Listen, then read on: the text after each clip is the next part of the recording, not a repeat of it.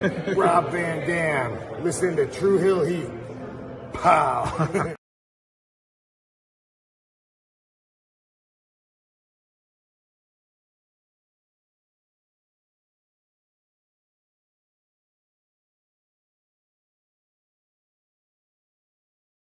What's up, True Hill Heat? True Hill Heat. What's up? True Hill Heat.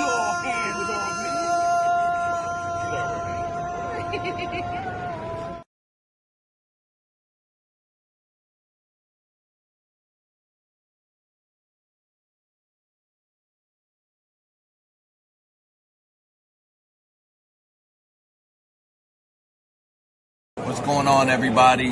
This is your former AEW World Heavyweight Champion. Once a champion, always a champion. Swerve Strickland. Whose house? Swerve's house. You're watching True Hill Heat podcast.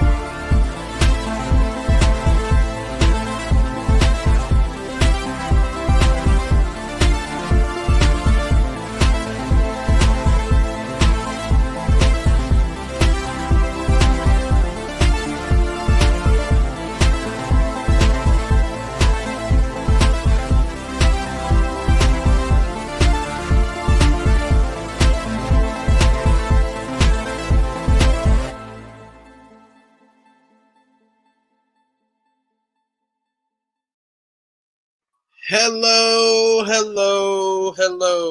It is me, your True Hill Phenom SP3. We are live on the True Hill Heat YouTube, Facebook, and Twitter for our WWE Survivor Series 2024 preview, discussing this Saturday's card from Vancouver, British Columbia, Canada. And boy, oh boy, it's going to be a big time event with 2 WarGames matches plus 3 more championship bouts to discuss. And I am here with one of my favorite people to discuss the world of professional wrestling with, and always coming through in the clutch when I need someone to preview these WWE premium live events. She is the one and only co-host of Rob Wilkins over on Coexistent on Fightful Overbooked. The one and only Maggie is back. How are you doing? I'm doing really good. It's my day off, and I feel like a beached whale. I did nothing today. I ran all my errands yesterday before work just so I can take it easy today because I'm still dealing with a knee injury. So I have to actually do nothing, which is absolutely sickening to me. So, yeah, so as the SP3 and I were discussing this before the stream, I am finally getting air conditioning tomorrow because Let's go. ever since it broke in 2019, I was like, okay, time to save up money for air conditioning. And then the pandemic hit. And everything went for survival.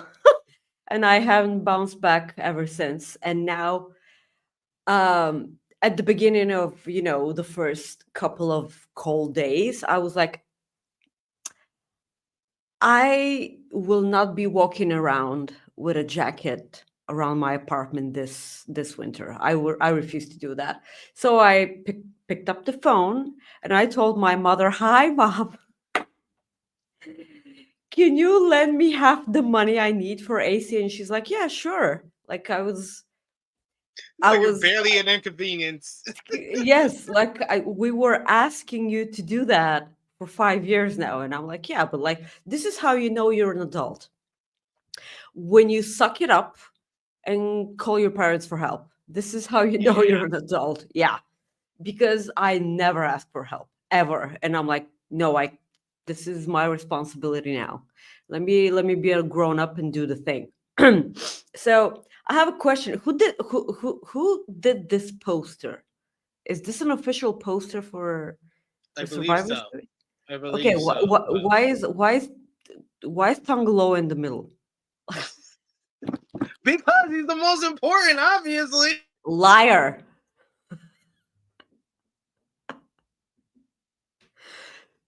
Oh wait, did I freeze or did SP3 freeze? This is a really, really important question. Did I freeze or did SP3 freeze? I'm gonna need the chat to fill me in if I'm frozen or is SP3 frozen. Up until then, I'm just gonna assume that SP3 is frozen. And I'm just, gonna ramble on and on because I hate being frozen on someone else's stream when it's not my stream, when it's not my show, because I can just do all the fuckery in the chat and everything.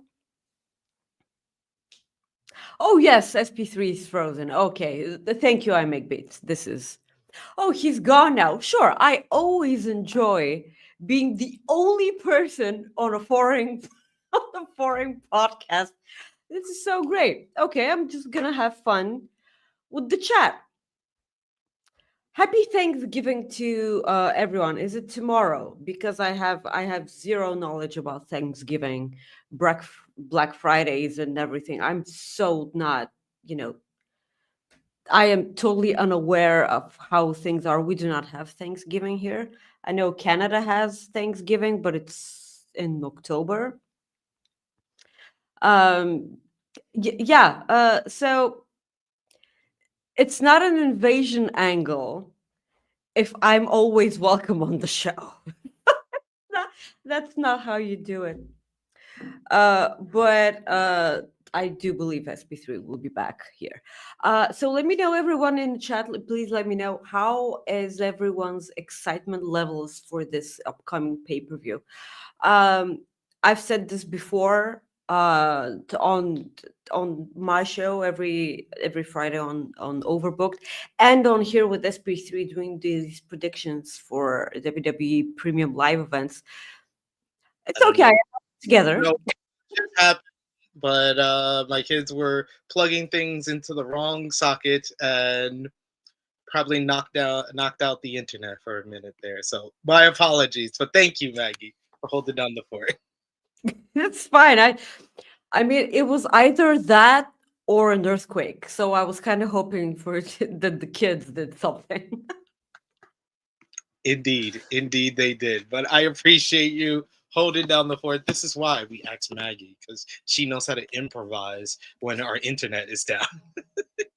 Yeah, yes, I was talking about Thanksgiving with the chat because like we don't have Thanksgiving in Bulgaria. This is a total American thing. And I make beats. Please never say sorry for spamming the chat because when I'm No, alone on the stream, there's no way you can spam the chat. There is no such thing as we spamming the need chat. the activity in the chat Yes. when we're doing solo reviews and stuff Hmm. like that. So yes, always appreciate that. I make How are beats. Who you said doing, by the way? I'm Except doing for well. I'm still getting acclimated with being back in the States, but doing well. Doing well. yeah, Doing well for yeah. the most part.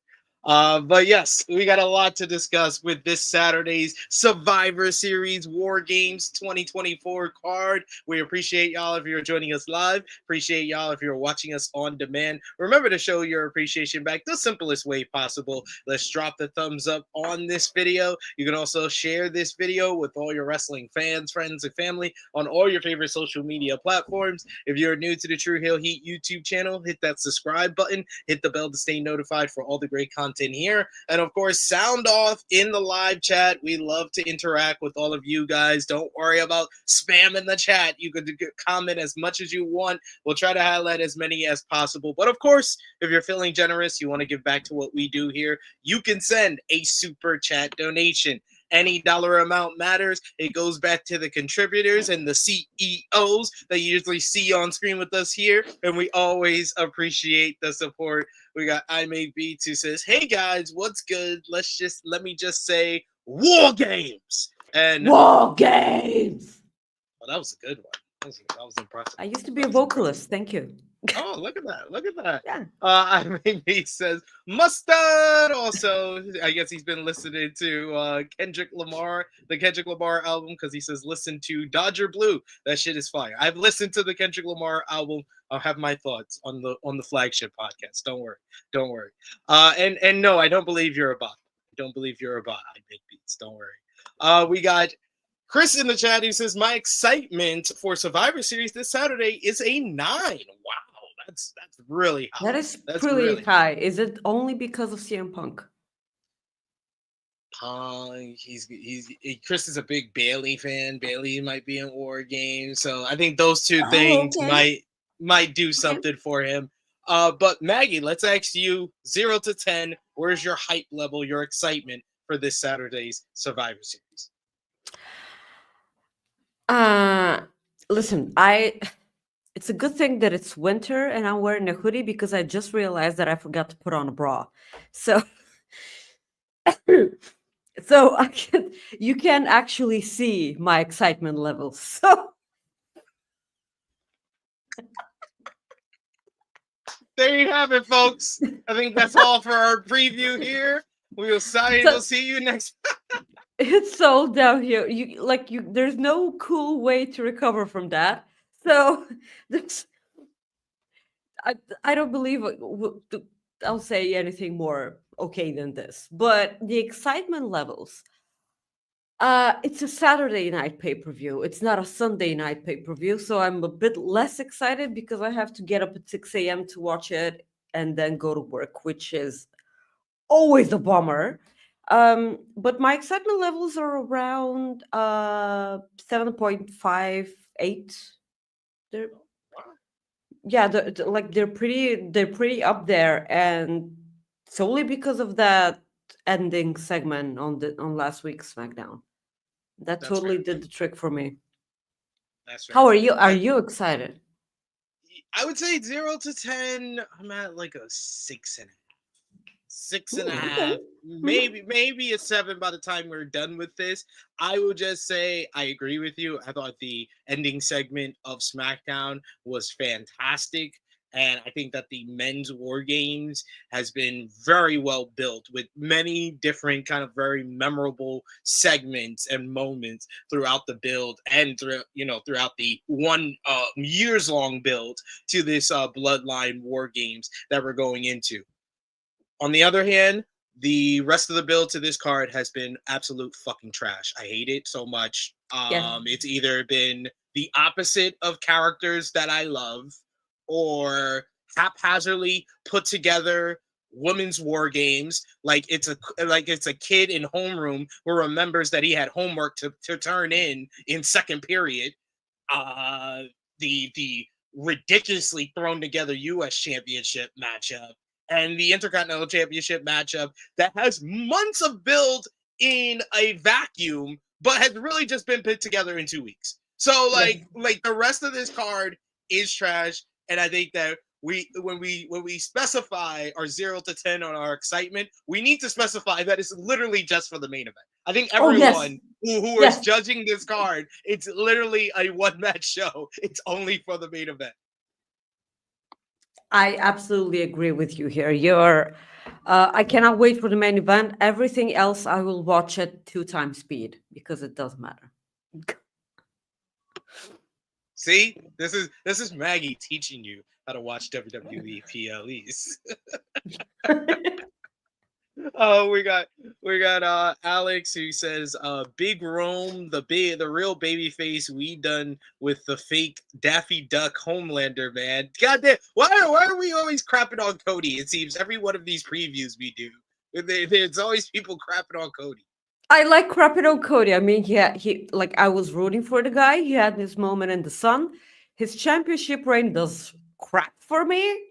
I also always like to see Steven Jensen suffer. So Hey, we're all about seeing our friends suffer in funny yes, ways.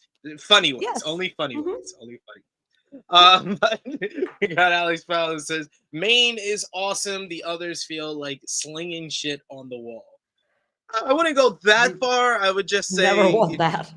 yeah, I would say that I think it takes too much effort to sling shit on the wall, and I think that's more It effort takes than they put into. preparation. Yeah, I think that's more effort than they put into the builds for the rest of the matches on this card. So.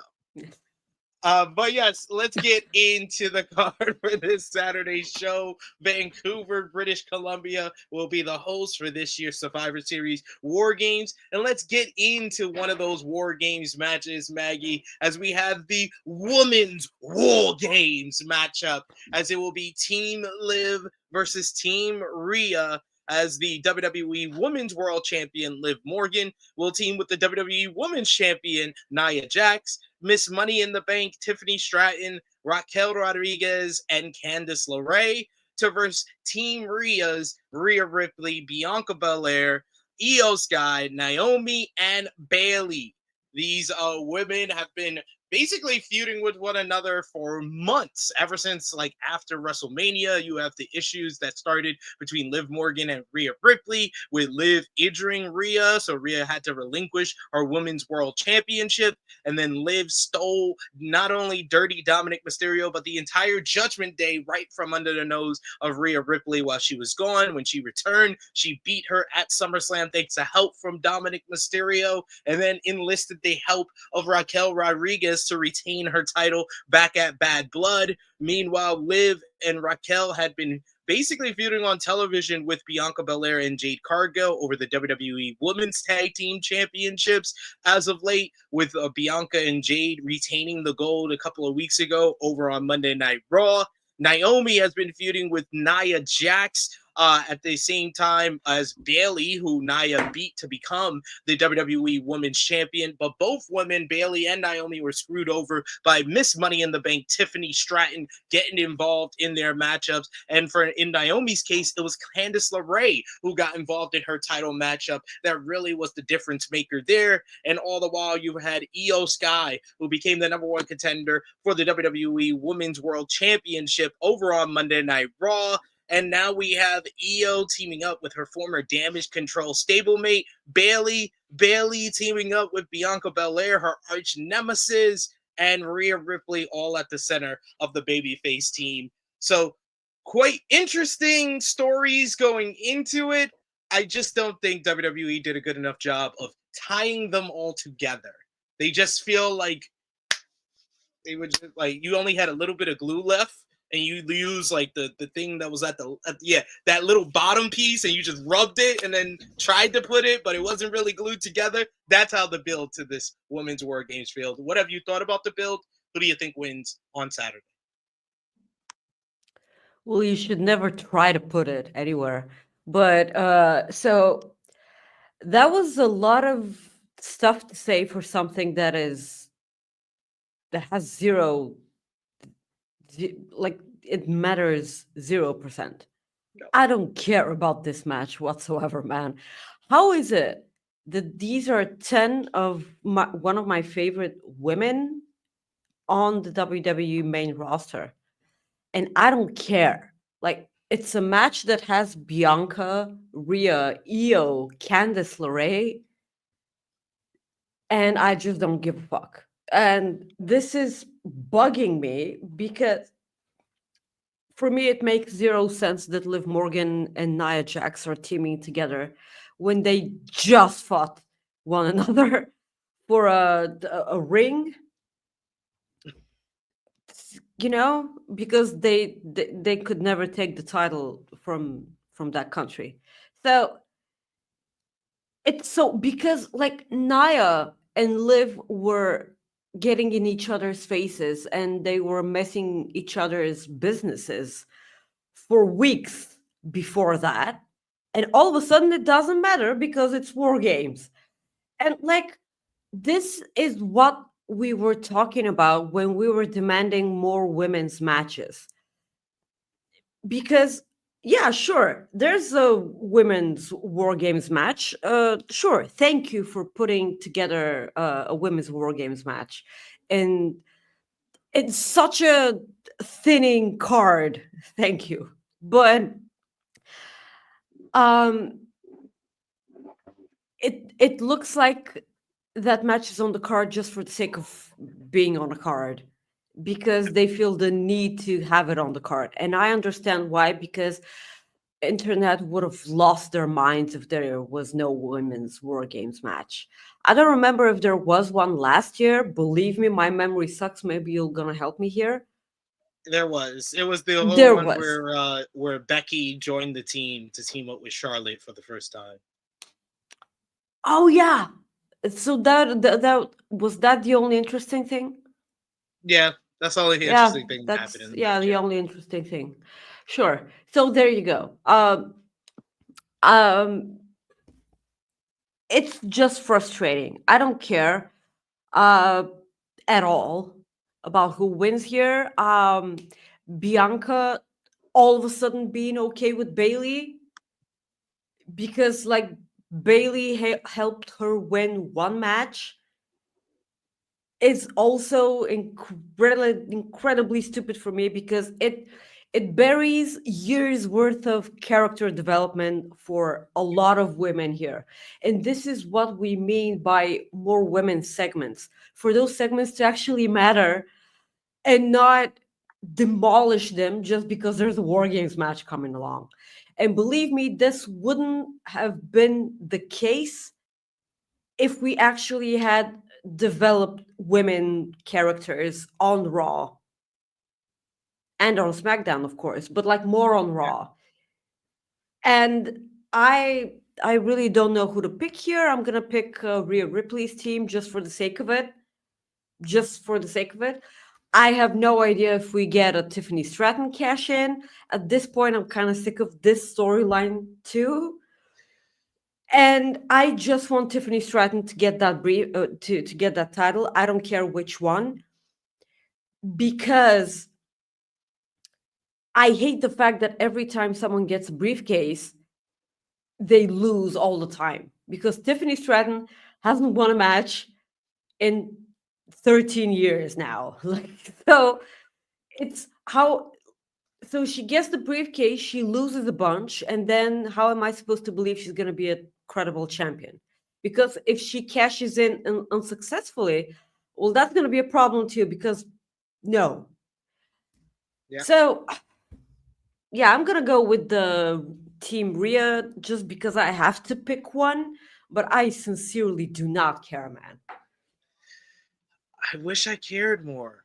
I wish I cared more. I do. I feel like the woman side, the babyface woman on this War Games matchup. It's one of the best put together women's War Games teams that they've ever assembled. You got Rhea Ripley and Bianca Belair on the same team with Bayley, one of the most decorated stars in WWE history. Io Sky, who's arguably the best female wrestler, if not the best wrestler on the WWE main roster, and then Naomi, who's so popular, so charismatic herself. You would think like this is an all-star team. You would think just off that team alone, we should be invested. But when it just feels so put together, it's just like, it's just you don't even want to, you can't even really enjoy it. Like I want to enjoy it, but you can't really enjoy it. I'm gonna agree with you and say Team Rhea picks up the victory here, only because the heel women never win these War Games matches. And this is something that started in like NXT. In NXT, Rhea Ripley and Candice LeRae with a 2-on-5 disadvantage won the first ever women's War Games matchup. The Damage Yeah, I Control. remember that. Damage Control was one of the best put together female stables in WWE main roster history. They lost. They were 0-2 in War Games the last 2 years. I don't see that changing for this heel team because when you look at someone like Candice LeRae, I think that she's great and she really excels in the War Games. But when you look at her next to all the rest of the talent, it's like, I know you're here to take the pin. I know you. Yeah. Yeah. Look at you. I was like, okay, you right here. I think you're here. You're only here to take the pin, and because of your experience in War Games, so I think that Team Rhea picks up the victory.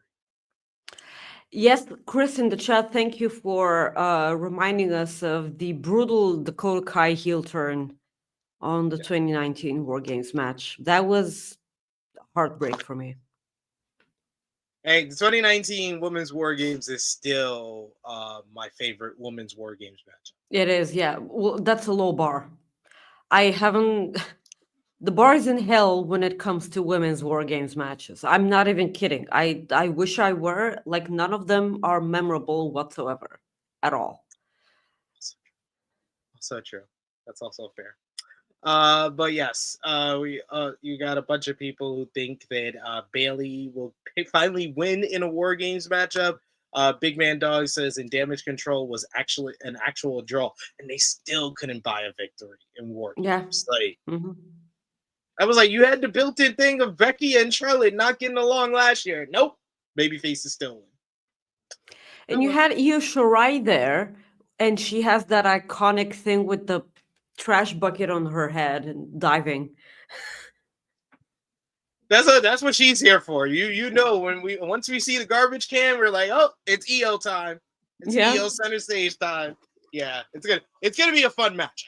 Despite my feelings on the build up to the matchup, I think once the bell rings, I think it's gonna be really good. Even though, okay, Maggie always wants one of my SP3 rants, and here we go. Triple H, you're never, ever going to reinvent the wheel. You're never, ever gonna come up with a new concept that is better than an airplane or a train or a bus.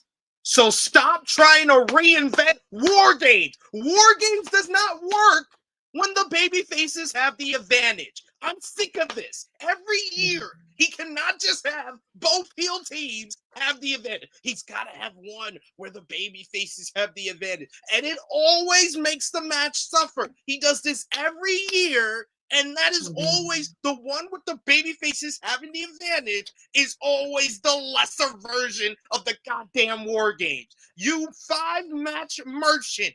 You no color seeing big nose fool. Stop trying to reinvent War Games. I'm better. I feel better now. I feel you just sent him to his room. Imagine a father sending their son to the room, calling them a no color seeing big nose fool.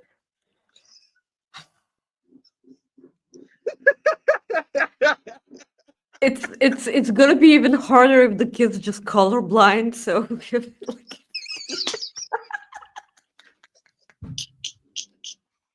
poor colorblind kid. I make beats. It says EO is so good, it's annoying. She's just a spot taker in WWE. That match against Bayley is the peak over there. I mean, you could tell when she did that match in Japan, she basically pulled off the mask that she is really kind of like taking some stuff away from her repertoire when she's in WWE. She kind of dumbs down her style for the WWE audience. Do you think she does it because of the other person, just so she doesn't look that much better than the other person? She's also, a good opponent. Why are there police sirens so much? Where is it New York? Is it a New York thing? It's always a New York thing. No more quietness in my background like in the UK. With New York, it doesn't matter what time I do a stream, I'm gonna hear those sirens. It's okay. You're gonna go back. I'm going back. Yes, I'm going back. Hurry, please. But yes.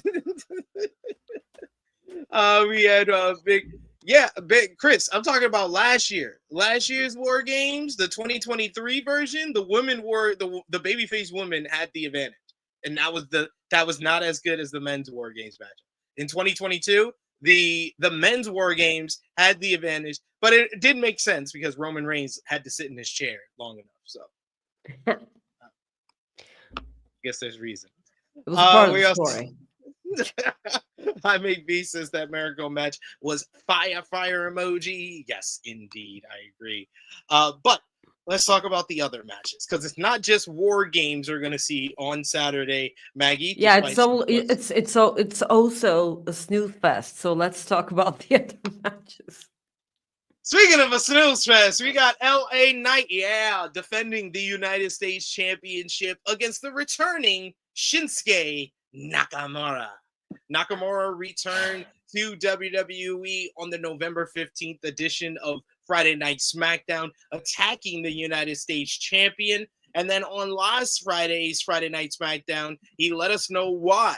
He says that LA Knight is someone that has a boatload of insecurities due to his failures early on in his career and achieving so much late in his career. He wants to hold on to it for dear life. So he wants to expose him to all the fans that adore him. And he will do that by winning the United States Championship. Not much of a build here. The guy just came back 10 days ago. And we're already... We literally are.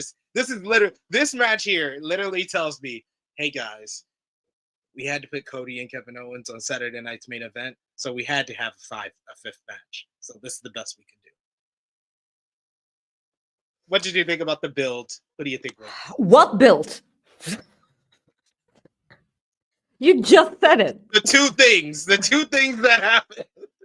So Nakamura returned like 2 weeks ago. It's not even a full 2 weeks ago. So he returned, and I was like, oh my God, please don't fuck this up this time. Please don't ruin Shinsuke Nakamura this time. And then they did.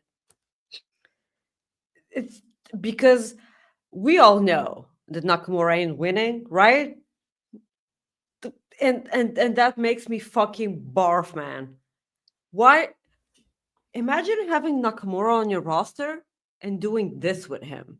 And by this, I mean nothing. Do you see this? This is air. You can't see air. And this is Nakamura's, storytelling bunch of crap.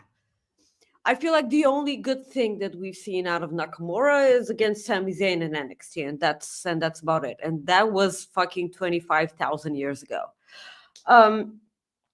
I will always be happy when I see Nakamura on my screen, but it's just bittersweet at this point.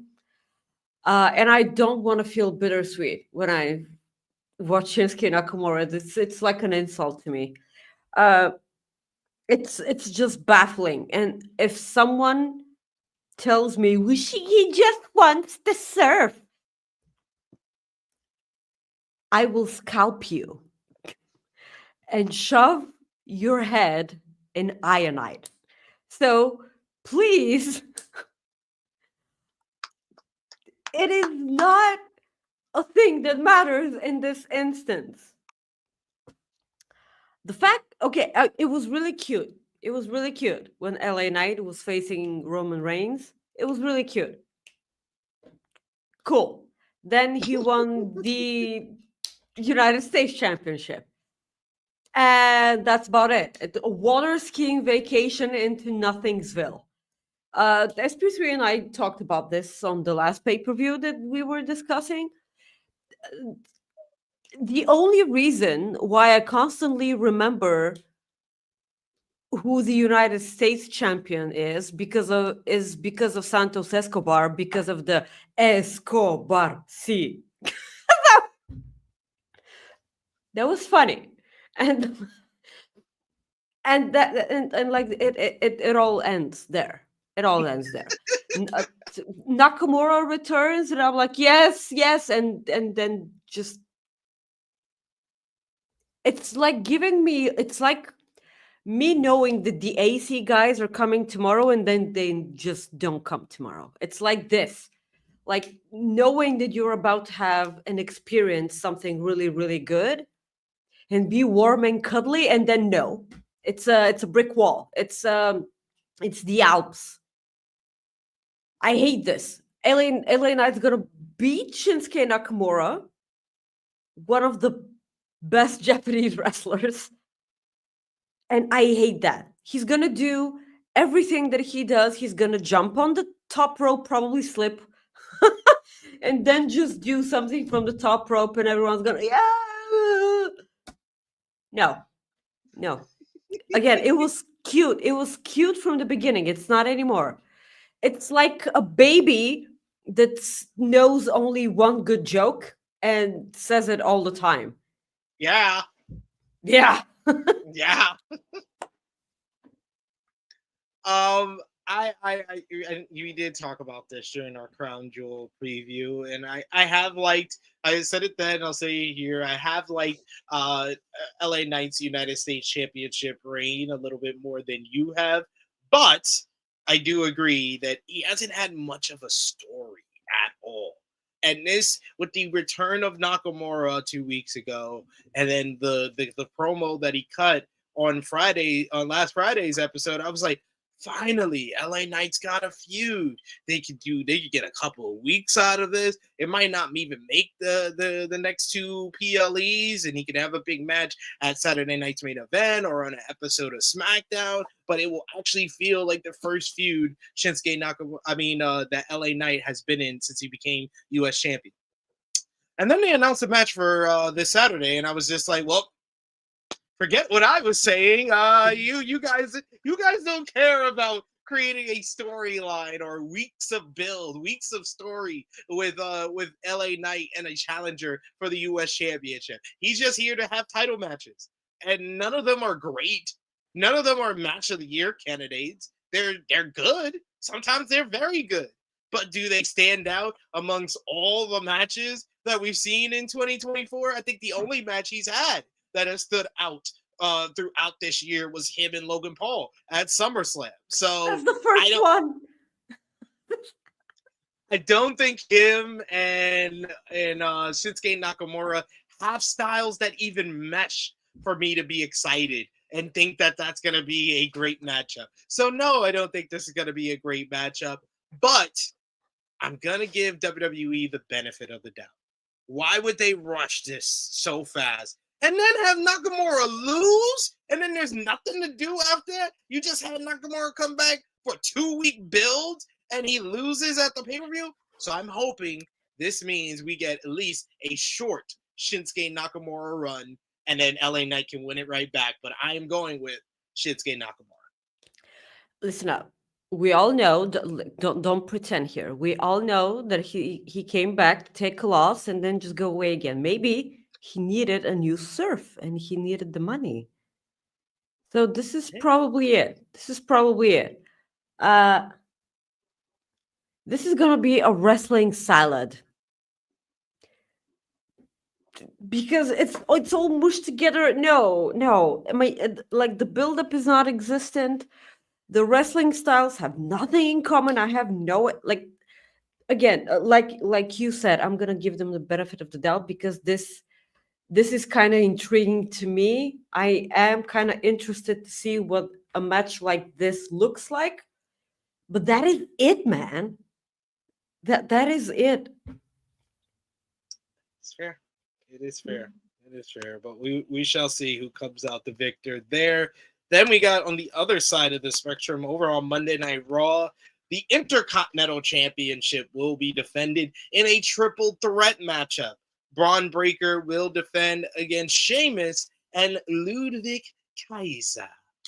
These three men have basically been having matches and feuding with one another for months. It was months ago, before he even won the Intercontinental Championship, that Braun Breaker faced Sheamus, with the match ending in disqualification due to interference from Ludwig Kaiser. Kaiser and Sheamus have been battling on Monday Night Raw, trading wins back and forth over the last few months, while Braun Breaker went one-on-one with Ludwig Kaiser on this week's Monday Night Raw, with Sheamus getting involved after Kaiser interfered in his title shot at the Intercontinental Championship the week prior. It led to a huge brawl between all three men, with Adam Pearce coming down to announce that all three men will do battle for the IC title coming up at Survivor Series this Saturday.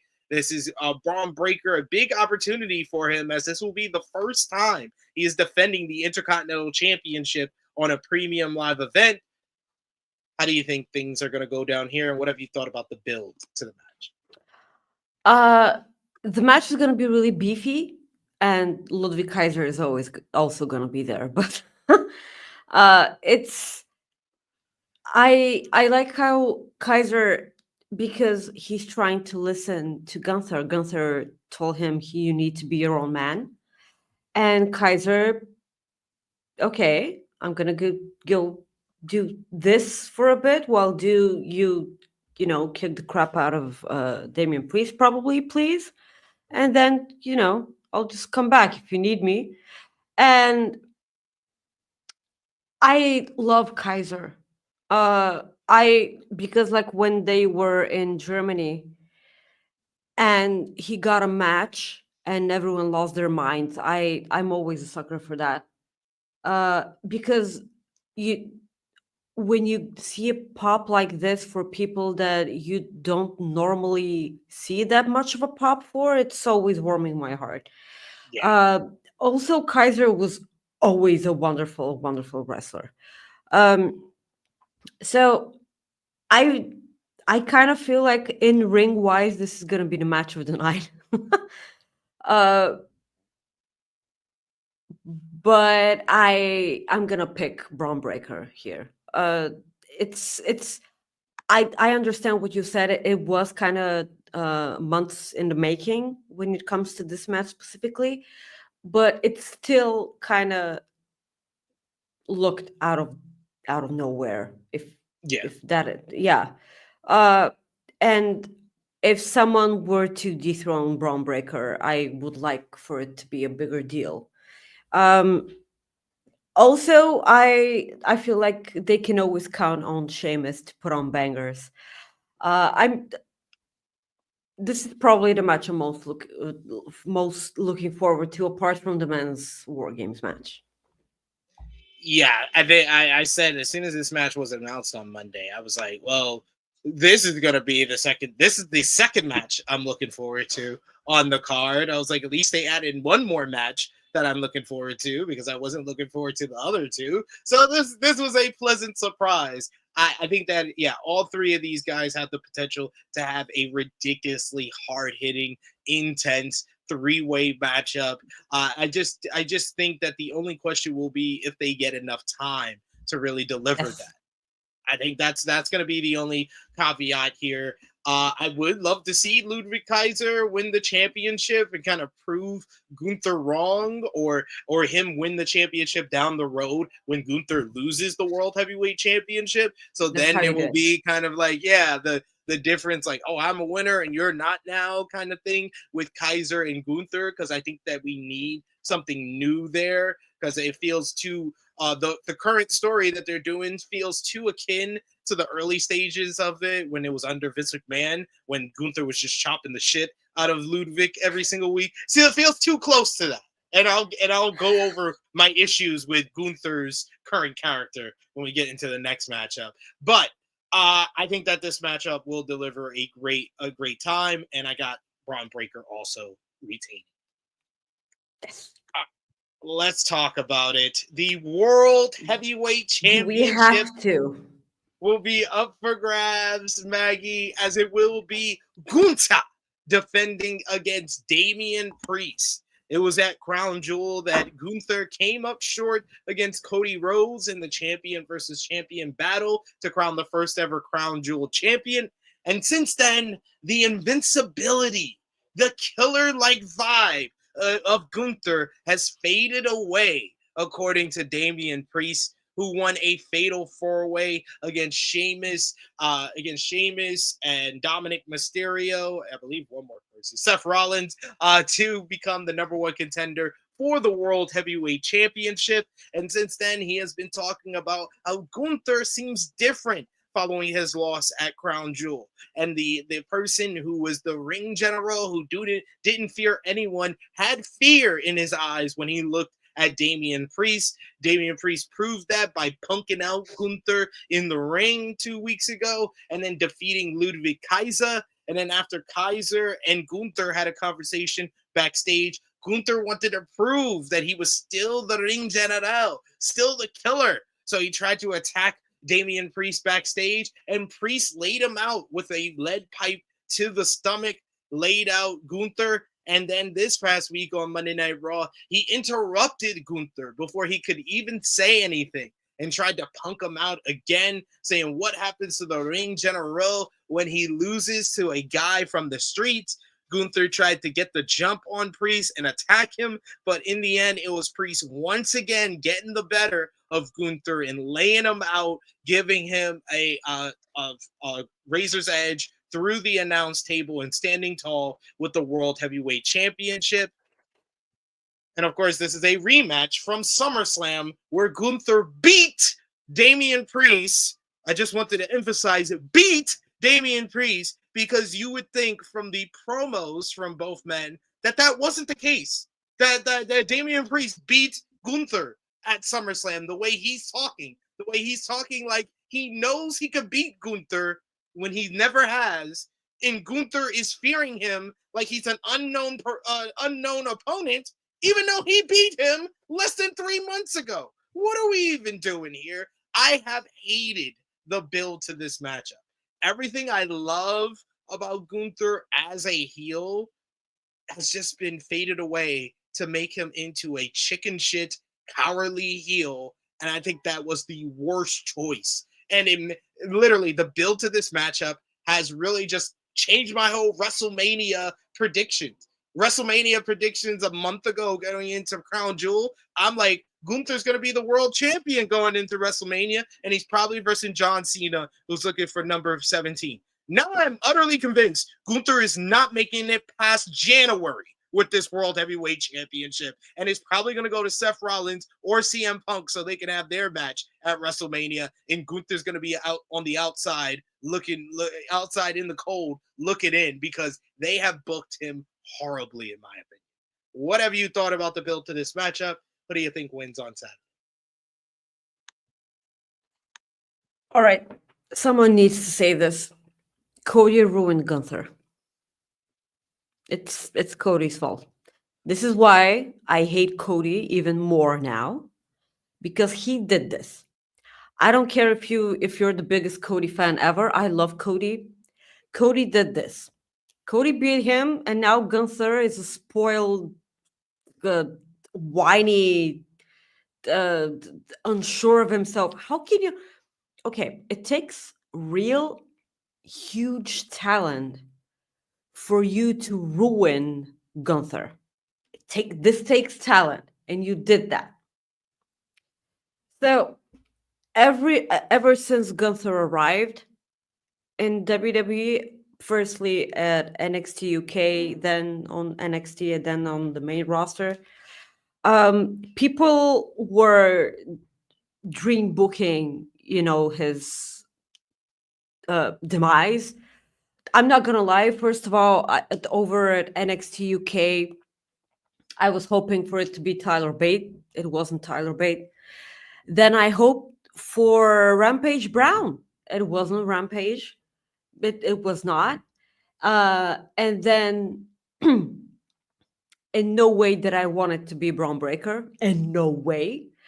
I loved it when it was Ilya Dragunov, because he's so my favorite. I love Ilya Dragunov, and I miss Ilya Dragunov. You can actually tell that he's not there. You can tell that he's gone. And for Cody to be one of the few people to have actually beaten Gunther left a sour taste in my mouth. Again, I like Cody.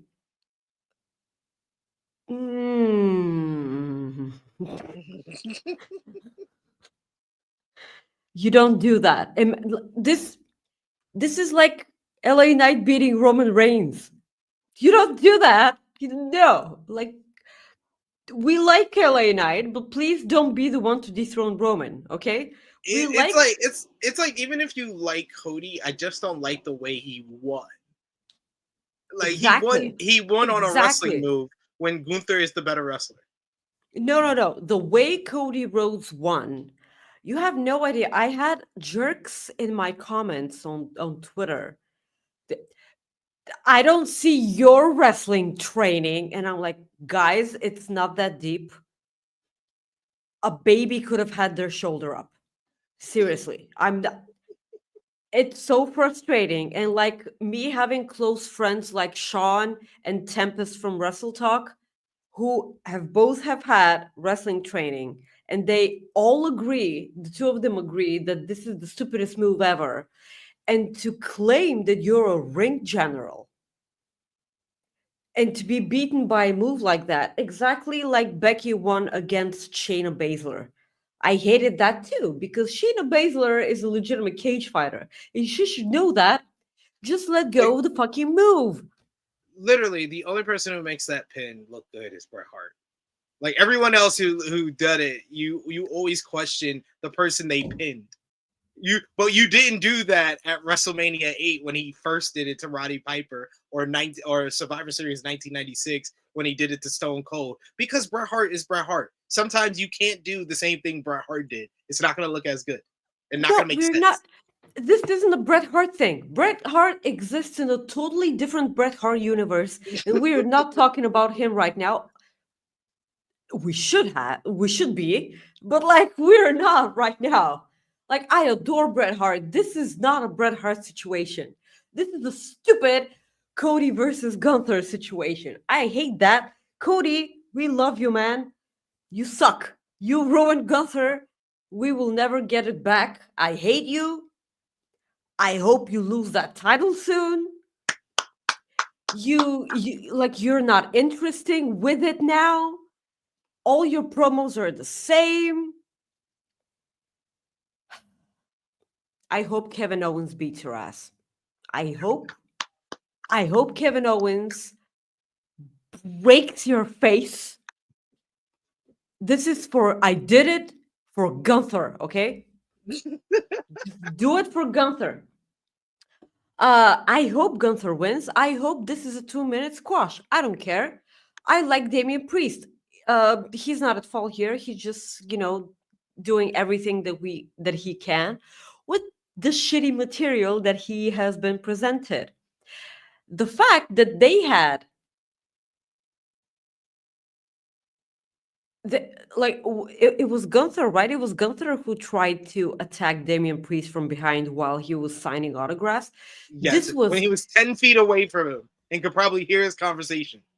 The lamest thing I have ever seen, and thank God we had that backstage segment on this week's Raw with the New Day, because I need to refresh my mind from backstage segment, as stupid as that was. So thank you for the New Day backstage segment, because that was the fucking best. But like, how could you do that to Gunther, man? It's like with the snap of a finger, and it's all of a sudden for me, this is the biggest flop ever since Triple H took over. How can you ruin Gunther like that, man? And like from the beginning, I thought that we were going for a Gunther face turn. And this was also puzzling because he's so good as a heel. Why would you do that? Also, WWE has zero knowledge on how to book baby faces. Hence Cody, hence LA Knight, etc., etc. Bayley. For the love of God, Bayley. Justice for Bayley. Seriously. And it seems like the only face that they can book is Charlotte Flair, and she needs to be a heel all the time. And it's only because she's Charlotte Flair. And I kind of feel like we're going to get her back soon. Yeah. As stupid as it sounds, the women's division is always better when Charlotte Flair is a part of it. Whether you like her or not. Just throwing it out there. Yeah, so this match makes me angry. I hope Gunther wins because if Damian Priest wins, an hour is not enough for me to whine and bitch about this on Friday nights. Yeah, I'm just baffled. Like, this was like, you either do this, you shouldn't have done this type of feud right now for Gunther. I understand him coming off the loss at Crown Jewel. You wanted him to have some type of like consequences, ramifications off of that loss, so it broke his confidence and stuff like that. But if you are going to do that, Damian Priest is not the guy to do it with, because he already beat him. Like, you were talking, all the promos are like, he did not beat him. Like, I was like, no, I feel like y'all are gaslighting me. Like, I saw it. I swear to you. I'm like, Mom, I swear I saw it. That's what happened, Mom. And they're like, the teacher's like, nope, that's not what happened. That's not what happened. He never beat him, and you have to believe this. And I'm like, no, that's not. I saw it. He beat him. But they're talking like Damian Priest has improved so much beating the dorks over at the Judgment Day in the 3 months since he lost the world title. Don't even get me started on Judgment Day, man. Just War Raiders. What the fuck was that? What the fuck was that? I was like, oh my God, they're still continuing this Judgment Day tag team title run. I keep forgetting they're champions. Have they not noticed that the Raw tag team division is a lot weaker than SmackDown's right now? Because they the women's division too.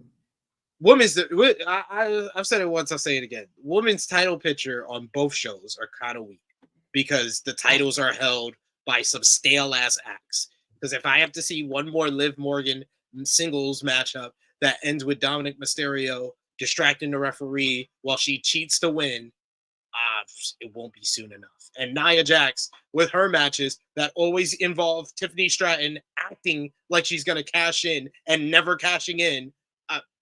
The women's title pictures are bad on both shows, except the only show that is good is NXT. Oh yeah, absolutely. I mean, they're main eventing shows all the time. Also, look, they know that their women's division is lacking and that their titles don't matter, and that's why you're getting 2 more, because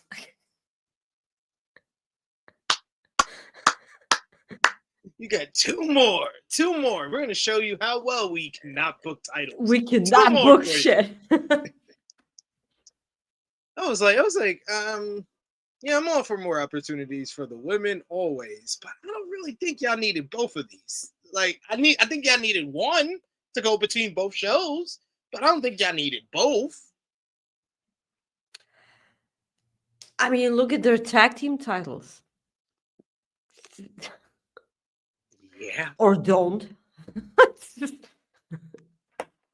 No, big man does. There's exactly 13 women in the SmackDown Women's division. You know how I know that? Because they put 12 people in the Women's U.S. title tournament, and the only one missing is Nia Jax, the WWE Women's Champion.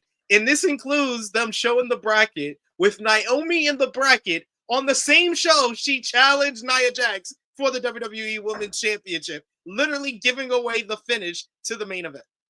Yes. Yeah. What's going on? I feel like the state of AEW is just so down, and this company is selling tickets so well that no one is like making a bigger deal of the issues that's going on in this company. Something will give. Something will give at some point. I mean, like, because AEW has that peak moments and then it goes down and then it goes up again. Right at the moment, WWE, like, they're a hot ticket and like their shows are wonderful and everything, but like recently they've been dropping the ball a bit, and I'm like, come on, like we were on such a good, path to, almost a perfect month, Yeah. and like that's gone. Yeah, I did not like the crown jewel PLE. And going back to our conversation about the two women's title pictures, I officially came to that realization when I thought that Liv and Nia was one of the worst PLE matches of the year. Just how it was booked with so much interference and bullshit. And like I just didn't think that the crown jewel pay-per-view at all felt like it was a premium live event. It felt like a couple of good matches and then matches that disappointed or felt like they should have been on Raw or SmackDown. It's the weirdest thing because usually people, because I understand why people complain about the crown jewel shows over at Saudi. I understand why they do that, but they've been delivering all the time. They've been really decent pay-per-views, and this one, the last one that we got, was a total waste of my time. I would have been sleeping, but I chose to watch it live. And now I'm gonna know better. So like, Now I've learned my lesson. yes. But I think that this one will be much better, mainly because of the main event we got to discuss. It is the men's War Games matchup, Maggie. You're going to have the new bloodline of Solo Sikoa, Jacob Fatu, Tama Tonga, Tonga Loa, and the newest member, the fifth member of the team, Bronson Reed, to verse CM Punk and the OG bloodline of Sami Zayn, Jimmy Uso, Jey Uso, and Roman Reigns. This whole saga really has been going on for over the past 4 years, or pretty much a lot of these people's lives. But over the last 4 years, with the bloodline gaining prominence as the number one faction in WWE, but things really started going towards this War Games matchup after WrestleMania 40, where Roman Reigns lost to Cody Rhodes, losing the undisputed Universal Championship, and Solo Sikoa took that loss as Roman not only losing the gold, but losing his spot as the tribal chief of their family. So Solo decided to take the reins as the tribal heir and take the Ulafala, become the tribal chief, and take over the bloodline. He did that by excommunicating Jimmy Uso and injuring him, bringing in Tama Tonga, Tonga Loa, and then Jacob Fatu, going after the undisputed WWE Championship. And he would have completed this whole mission statement if it wasn't for Roman Reigns returning at SummerSlam, costing him the bloodline tribal war matchup against Cody Rhodes, costing him the title. And since then, Roman and Solo have been going at it in a fight for supremacy over the bloodline. It was Roman and Cody who picked up the win over Solo and Jacob at Bad Blood. But then it was Solo, Jacob Fatu, and Tama Tonga who defeated Roman Reigns and the Usos at Crown Jewel. To get there, we had Jimmy Uso make his return at Bad Blood and tell Roman Reigns that they needed to get some help against Solo and his new bloodline. It led to Jimmy going to Jay and try to get his help. Jay went to Solo instead and tried to end this splitting up of the family, which only led to Solo getting involved in Jay's business and costing him the Intercontinental Championship against Braun Breaker. Jay then helped Jimmy and Roman cost the bloodline the WWE Tag Team Championships against the Motor City Machine Guns, reuniting the Usos, and then after a conversation and a yeet from Roman Reigns, reuniting the original three of the bloodline, but it wasn't enough at Crown Jewel.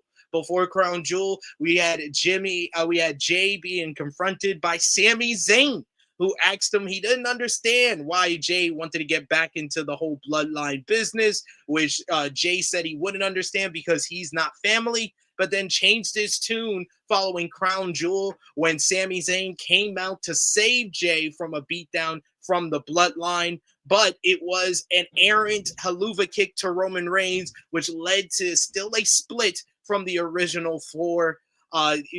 Jay said that Sami was family and invited him to SmackDown to speak to Roman Reigns. Sami says that he knows that Roman wants to reunite the OG bloodline, but all he has to do is say sorry to Jay. Roman couldn't get himself to do that at all. Roman still hasn't apologized to anyone involved in this storyline.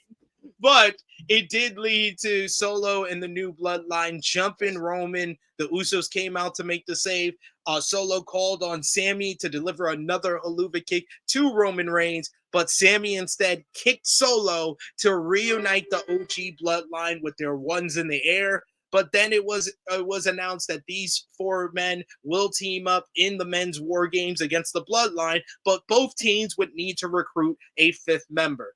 We saw Jimmy go into Braun Breaker. We saw Jay go into Rey Mysterio, but it was Sami Zayn who went to Seth Rollins to ask him to join the team. Seth said that he wouldn't team up with Roman Reigns. Solo tried to recruit Seth Rollins, and Seth said he wouldn't team up with a wannabe Roman Reigns, and that led to Solo and the new bloodline recruiting Bronson Reed as their fifth member to beat down the OG bloodline, and then he helped Bronson Reed pick up a victory over Seth Rollins on Monday Night Raw last week, but it was a call to the wise man, Paul Heyman, whose number was disconnected, but he did arrive on last Friday SmackDown to return and let us know who the fifth member of the OG bloodline was, and it was the original, the OG Heyman guy, CM Punk, who was the fifth man who laid out the new bloodline alongside Roman, Sami, Jay, and Jimmy. And now the teams are set for the men's War Games matchup. So much star power, so much story, so much big time characters. What have you thought about the build to this matchup over the past couple of months? And who do you think wins on Saturday? I've been really happy with this. I'm so glad that it's not Seth Rollins, because they made so much sense on why he's shouldn't be a part of this whole story, that it would have been an immense disservice to his character if they had him on the match. Because the moment I saw Bronson Reed, I was like, it's gonna be Seth. Why? I adore Seth. I'm a huge Seth Rollins fan, but like, um, that's sweetie, that is obvious. I mean, yes, Bronson Reed being a part of the new bloodline makes sense, because the way he started off at the main roster was like a mercenary role. So it kind of makes sense for him to continue doing that. So I have a really annoying voice in my head that kind of makes me think that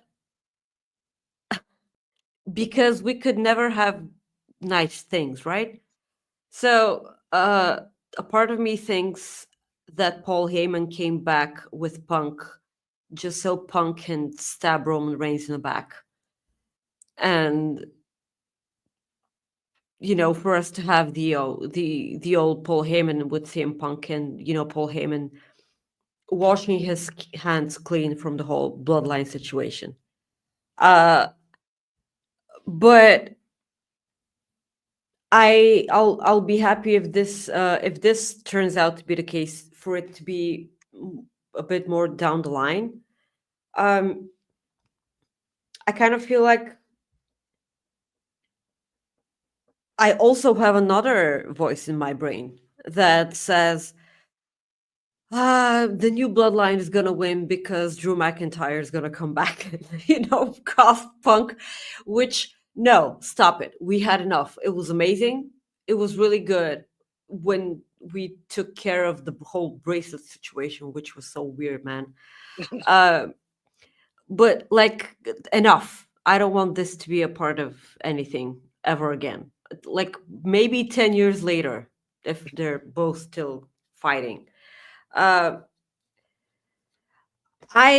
Because the last time, because Roman got pinned, right?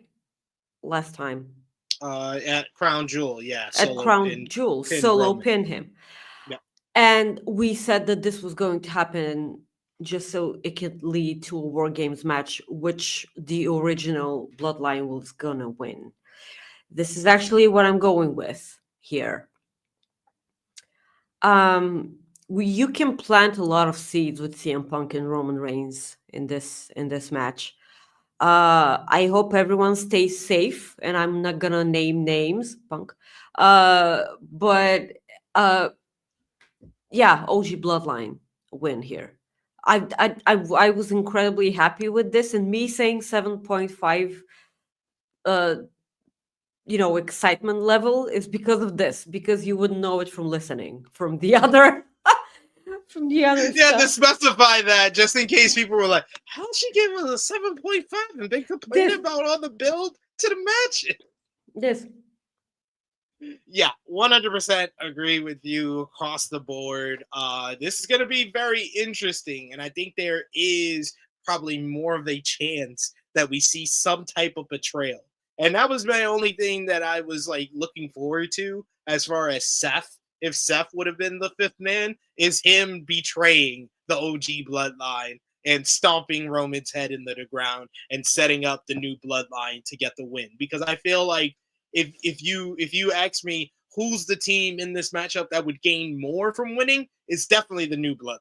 The new bloodline that would kind of certify two future stars in the company in Bronson Reed and Jacob Fatu, and three in Solo Sikoa because he's so young as well. And it would just make the group more powerful and give them a reason for them sticking together with, because Bronson Reed, I agree with you. He just fits like a glove. He fits like he was an original member who they just found.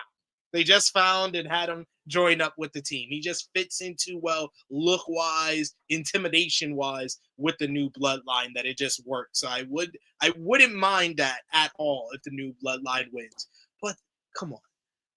The OG bloodline has Roman Reigns and CM Punk. Do I really see Roman Reigns and CM Punk, the two biggest stars in this matchup, and two of the three biggest stars in the entire company losing this match? Hell no. Especially when they're teaming who's the with third? Cody Rhodes. I know y'all What don't the hell? want to. Yeah, I know y'all don't want to agree that or didn't want to hear that, so I just made it vague. Then you got a merchandise mover like Jay Uso, who's so popular. You got such a popular underdog babyface in Sami Zayn.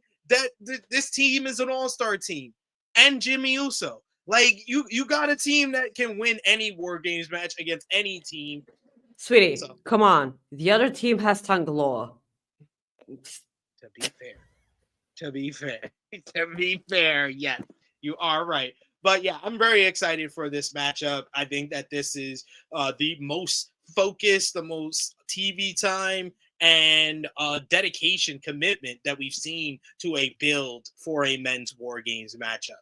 So I think that needs to all pay off. And I think they're going to get, like, from entrances to the closing bell, I think this is an hour of the show at least. Oh yeah, you have. I mean, Roman Reigns' entrance is like 15 minutes long, and then But to be fair, he doesn't have to walk down to the ring. he doesn't. Yeah, but like he's gonna.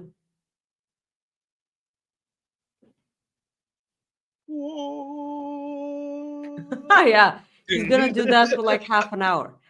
I was kind of expecting to see The Rock here, but we're not gonna, because like The Rock also made his debut at Survivor Series like all those years ago. But I suppose we're not gonna, because like he's filming Moana or whatever that's called. Moana 2, yeah, live action Moana. Yeah, Moana 2 technically is out in theaters, but that's the animated. yeah, it's the live action. Yeah, so he's got to film that. So maybe he doesn't show. Maybe we get a video. Can we get a video from The Rock? Send a video. I mean, sure. Just like a 20-minute video on Twitter, or like I got my Terramana. and I'm here to drink it, and I'm the final boss, and I'm with Rudy Poo and candy asses. Turn him sideways, stick him up your candy ass, and everything. Turn that some bitch sideways and take it straight up your candy ass. There you go. There you go. Just send a video. Send the video or clip that and send it to Roman Reigns. You can also be wearing the costume from Wano. Like, I will not mind that whatsoever. Full gear. Hey, and then he's used the line again. Hate to say you're welcome. Perfect. But yeah, hopefully we get like a big kind of progression in the Bloodline story, because definitely the Bloodline story is going to be affected coming out of this. I don't know how, but I'm looking forward to it. I think that if the new Bloodline does win, it is because we get the debut of Hikuleo. Sure.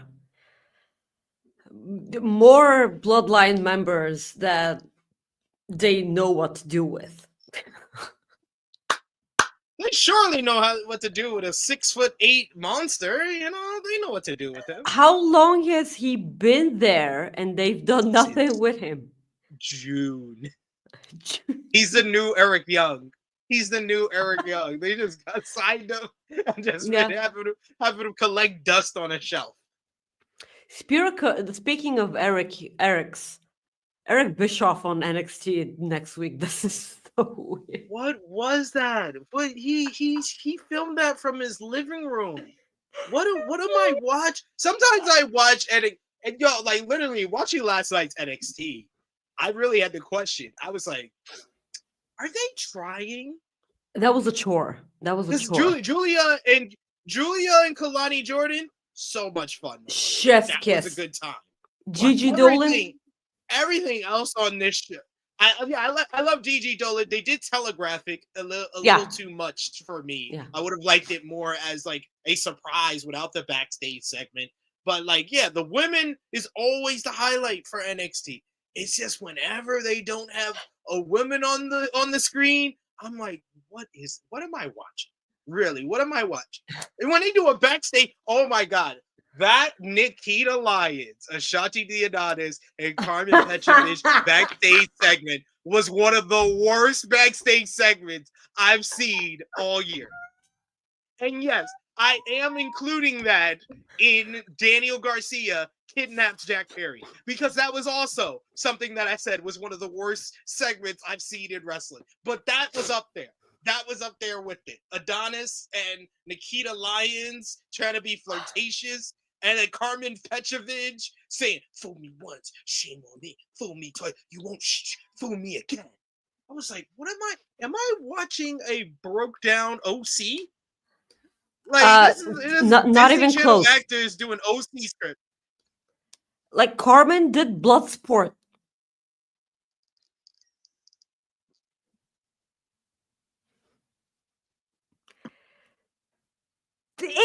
And then here she is. Here she is. Oh my god. It's a bit frustrating. Yes. Fair. Well, we made it to the end of our WWE Survivor Series WarGames 2024 preview. I want to thank you guys for joining us. Leave your final predictions in the live chat before we close things off. Of course, final call for super chat donations as well. Appreciate y'all for joining us live. And remember, if you haven't already, drop the thumbs up on the video and share it with your friends and hit the subscribe button as well. And we got to thank Maggie for joining us today for another pay-per-view preview. Of course, we'll be calling Maggie for the next WWE show. We don't have a premium live event, but I may call you to preview Saturday night's main event. That'll be the last one for 2024. But thank you as always, Maggie, and the floor is yours. Let everybody know where they can follow you. Guys, you can, if you're still doing Twitter, you can follow me on Twitter or X or whatever at Maggie_IK. You can also follow me on Instagram at Maggie.IK. And please, the place I'm going to implore you guys to follow me is on Blue Sky, because I am trying to, build my, gathering from Twitter to move it over on Blue Sky. Blue Sky at Maggie/IK dot Blue Sky, whatever the fuck that is. SP3, please make a Blue Sky because I don't think you have one. It's No, I time for you to don't. join Not us. yet. Yes, it's time for you to join us. Okay. I So, don't know. I don't know if my missus will let me get another social media. we'll just get rid of Twitter. I'm kidding. I'm kidding. Okay, just wait it out and then just do another one. Also every Friday at 3 p.m. Eastern on Fightful Overbooked, I'm joined by Rob Wilkins for coexisting with Rob and Maggie. It's a fuckery of a wrestling podcast, okay? Like it's an hour of nonsense and stupid crap and probably me pronouncing something in English that is not pronounced like that. Or me, the SP3, I don't know if you saw this, like a couple of weeks ago, I accidentally called the Usos Roman Reigns' side pieces because Well, to be fair, Jay Uso called them side pieces first, so you're just following his lead. I mean, that's so no. I didn't mean it that way, but like whatever. Yeah, so me probably saying something that like I'm messing up the meaning of the word and everything, but like it's fine. Wrestling's my second language. I always give myself breathing room when it comes to stuff like that. Rob's having the time of his life every time something like that happens. So yes, please join us and also subscribe to Fightful Overbooked and FightfulSelect.com. It's on Patreon. A lot of scoops, a lot of wrestling news, a lot of wrestling contract news. A lot is coming your way. A lot of news about Ricky Starks. Also, this is the only way in which you can vote for the upcoming Fightful Awards. So please support us anytime you can. Support Fightful for sure. And some great people over there, just like Maggie. And you can follow me on the Twitter machine at True Hill SP3. Follow the gang. Facebook, Twitter, Instagram, TikTok at True Hill Heat. Patreon.com/True Hill Heat. $3 a month gets you exclusive content and the best place to support us when we are not live here. And also check out all the great content we got on the channel right now, like our AEW Full Gear 2024 review that we did earlier this week. Top Guy JJ, True Draw Josh, and Professor Chris joined me to break down the show. We also did an AEW Continental Classic preview with myself and Jimmy Macaram previewing the tournament that starts tonight. Who do you think wins? I have Okada. Winning. Okay, I want Shelton Benjamin to win the entire thing. That's fair. I just want Shelton Benjamin, man. Give the guys flowers. Give him his goddamn flowers. Give it But to yes, him. we did a lot of fun games with the brackets with the field for the AEW Continental Classes. So check that out before tonight's start. Check out the flagship podcast, True Hill Heat 304 from this past weekend, and check out Rated Raw Review number 45, The Power of Negativity, reviewing Monday Night Raw from this week as well. Thank you so much to Maggie. Thank you so much to all of you for joining us live. Always a We pleasure. appreciate y'all. If you're watching us on demand as well, and let us know in the comments down below your predictions for WWE Survivor Series 2024. But until then, enjoy the show this Saturday on WWE Network and Peacock. This has been our WWE Survivor Series War Games 2024 preview. We are signing off until next time. Bye. Yes, Tonga Loa in the middle does look Yeah, really I cannot with this picture. It looks like he ate Apple Jacks.